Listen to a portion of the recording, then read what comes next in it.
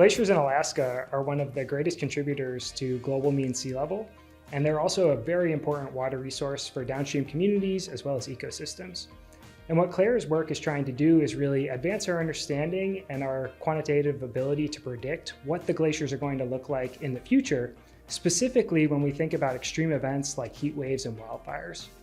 These heat waves and wildfires, what they do is they essentially remove the layer of snow, which is bright white.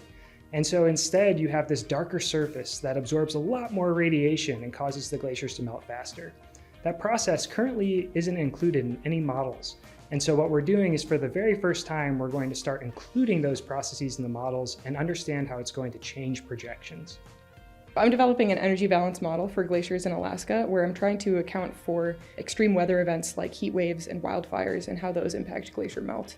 These can both cause big feedbacks in glacier melt because they can decimate the snowpack earlier in the year, and we're trying to understand how much more mass loss we can expect from those extreme events and apply that into glacier projections for all of Alaska in the future to see how our glaciers are changing.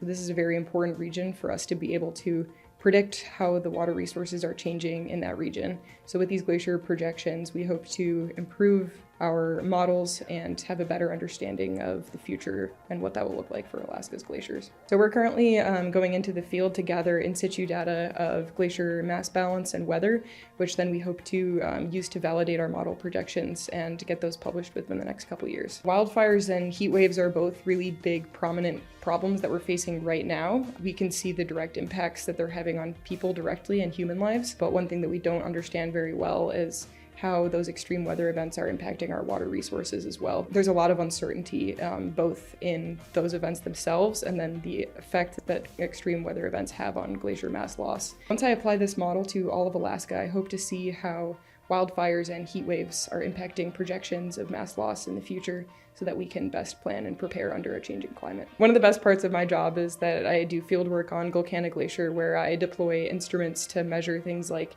albedo, air temperature, and wind speed to inform the model, and then use measurements of mass change on the glacier to validate the model output.